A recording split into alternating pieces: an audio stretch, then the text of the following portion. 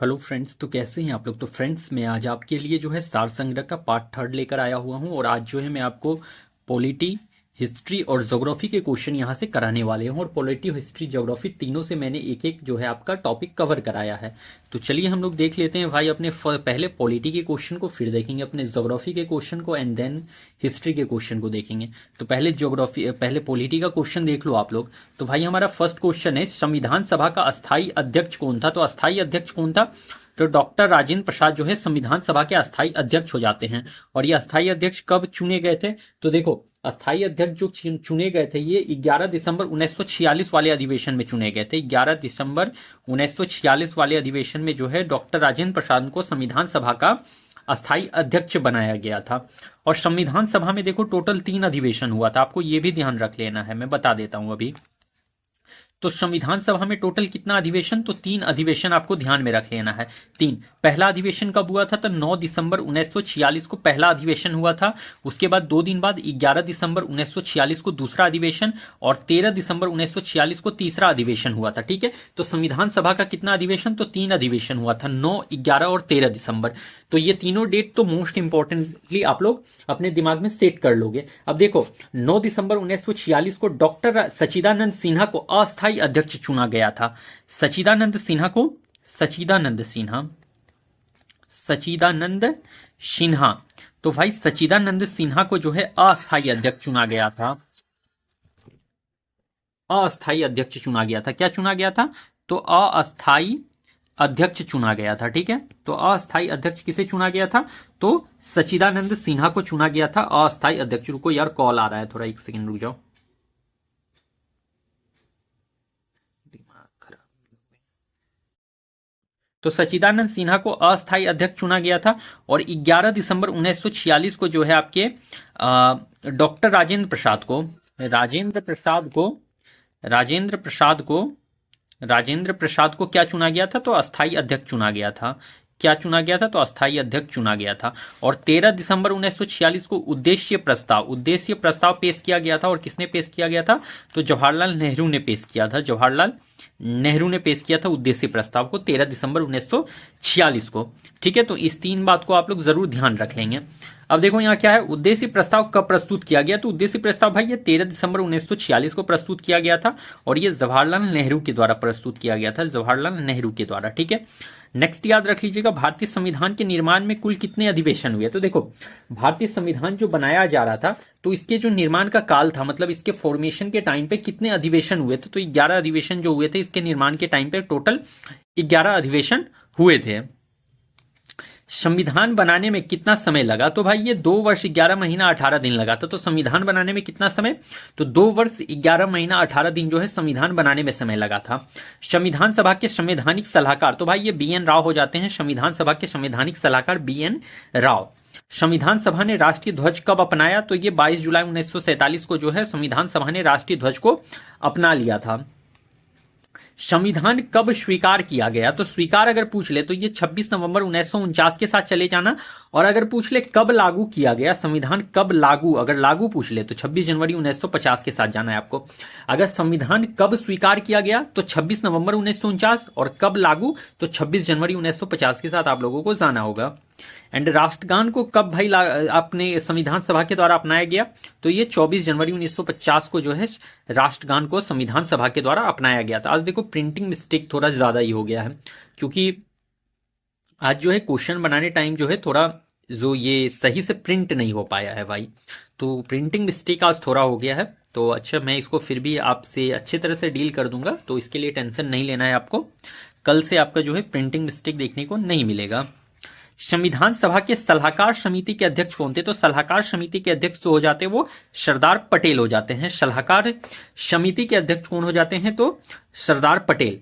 राष्ट्रगान को कब स्वीकार किया गया था भाई, ये तो ये 24 जनवरी 1950 को आप लोग याद जरूर रख लेंगे।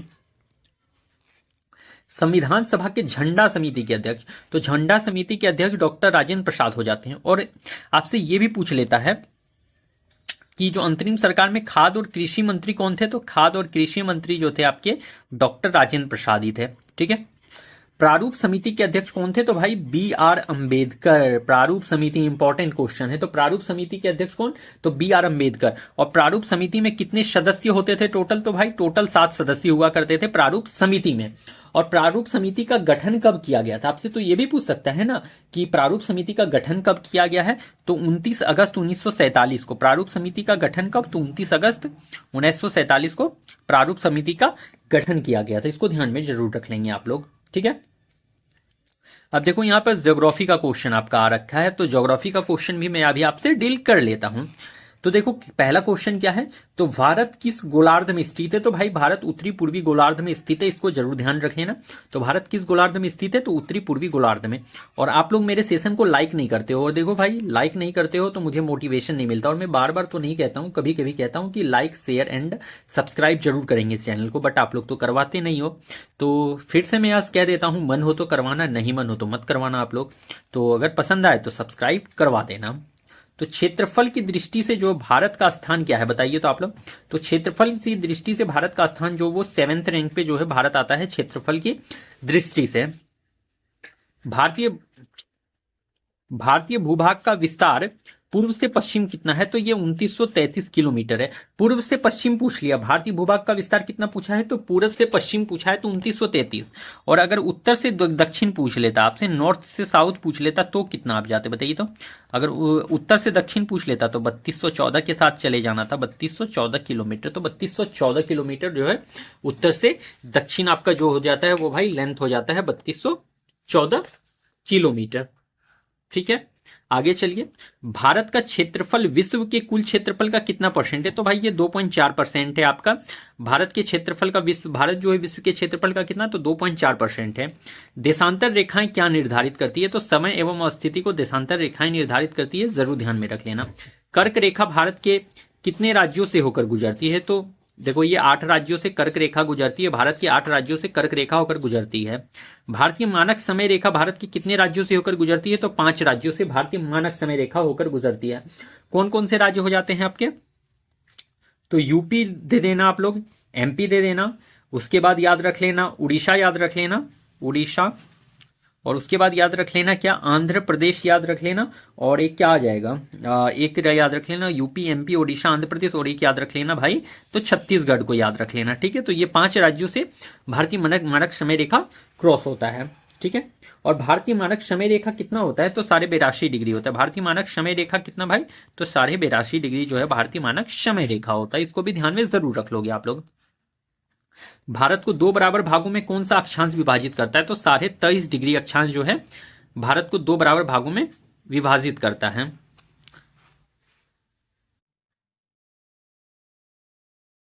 भारतीय मानक समय रेखा एवं ग्रीनविच मध्य समय में कितने घंटे का अंतर है? तो 5.5 घंटा का अंतर हो जाता है। भारतीय मानक समय रेखा और ग्रीनविच मध्य समय में 5.5 घंटा का अंतर होता है, ठीक है। इसको भी ध्यान में जरूर रख लेंगे आप लोग। अब देखो भाई यहां पर मैंने हिस्ट्री का भी क्वेश्चन लाया है, तो हिस्ट्री भी आपको यहां पर देखने को जरूर मिल जाएगा। और देखो मैंने हिस्ट्री का भी करा रखा है, और यहां पर मैं आपसे आज कांग्रेस से रिलेटेड जो भी थे, कांग्रेस से रिलेटेड यहां पे क्वेश्चन आपको कराने वाला हूं। भारतीय राष्ट्र कांग्रेस से रिलेटेड क्वेश्चन। भारतीय राष्ट्रीय कांग्रेस की स्थापना किसके द्वारा की गई? तो भाई कांग्रेस की स्थापना पूछ ले तो एओ ह्यूम के द्वारा की गई है। किसके द्वारा की गई है कांग्रेस की स्थापना? तो एओ ह्यूम के द्वारा कांग्रेस की स्थापना की गई है। अगर आपसे पूछ ले कि कांग्रेस का स्थापना कब किया गया, तो ये 28 दिसंबर 1885 को कांग्रेस का स्थापना किया गया है। कब? तो 28 दिसंबर 1885 को कांग्रेस का स्थापना किया गया है। और पहला अधिवेशन भी जो हुआ है भाई ये 1885 में ही है। कांग्रेस का पहला अधिवेशन अगर पूछ ले आपसे कि पहला अधिवेशन कांग्रेस का कब हुआ है, तो ये 1885 में हुआ है। और पहला अधिवेशन का अध्यक्षता किसने किया था? तो वैमोश चंद्र बनर्जी ने करा था। किसने करा था? अगर आपसे पूछ ले कि 1885 के प्रथम अधिवेशन के अध्यक्ष कौन थे, तो वैमोश चंद्र बनर्जी आपके हो जाते हैं। वैमोश चंद्र बनर्जी, वैमोश चंद्र बनर्जी जो है आपके पहले अधिवेशन के अध्यक्ष हो जाते हैं। इसको भी जरूर याद रख लेंगे आप लोग। नेक्स्ट आप लोगों को क्या याद रख लेना है? तो भारतीय राष्ट्रीय कांग्रेस के दूसरे अधिवेशन की अध्यक्षता किसने की? तो देखो दूसरा अधिवेशन जो है दादा भाई नरोजी ने किया था। और कब किया था? तो 1886 में दूसरा अधिवेशन हुआ था। ठीक है। और बिहार से एक क्वेश्चन तो इसमें जरूर याद रख लेना कि भारतीय राष्ट्र कांग्रेस के दूसरे अधिवेशन में बिहार से 2 लोग शामिल हुए थे। बिहार से कितने लोग? तो 2 लोग शामिल हुए थे, बिहार से 2 लोग, एक तो शालिग्राम सिंह और एक विश्वेश्वर सिंह। कौन? तो एक शालिग्राम सिंह, इसको तो अच्छे ढंग से याद रख लेना, पूछ सकता है आपसे। शालिग्राम सिंह और एक याद रख लीजिएगा विश्वेश्वर सिंह, विश्वेश्वर सिंह। तो बिहार से 2 लोग 1886 वाले अधिवेशन में शामिल, शालिग्राम सिंह और विश्वेश्वर सिंह। ओके। स्वराज को राष्ट्रीय मांग के रूप में सर्वप्रथम किसने रखा? तो स्वराज को राष्ट्रीय मांग के रूप में सर्वप्रथम दादा भाई नरोजी ने रखा था, और दादा भाई नरोजी को ही grand old man of India कहा जाता था। Grand old man of India, Dadabhai Naoroji को ही क्या? Grand old man of India भी कहा जाता था। ठीक है। अच्छा, आपसे पूछ लेगा कि poverty and un British rule in India किसने लिखा है? तो भाई ये दादा भाई नरोजी के द्वारा ही लिखा गया था। Poverty and un British rule in India. तो poverty and un British rule in India किसने लिखा है? तो दादा भाई नरोजी ने लिखा था। ओके। कांग्रेस के गठन के समय भारत का वायसराय कौन था? तो भाई कांग्रेस के गठन के समय भारत का वायसराय लॉर्ड डफरिन थे, डफरिन। और डफरिन ही वो शख्स थे जिन्होंने कांग्रेस को अल्पसंख्यक जनता का प्रतिनिधित्व करने वाला बताया था। ये देखो क्वेश्चन भी यहां ले रखा है मैंने। कांग्रेस को सूक्ष्मदर्शी अल्पसंख्यक जनता का प्रतिनिधि बताते हुए उसका मजाक किसने उड़ाया था? तो लॉर्ड डफरिन ने। अभी मैंने डिस्कस करा और देखो यहाँ क्वेश्चन भी मैंने वो ले रखा था।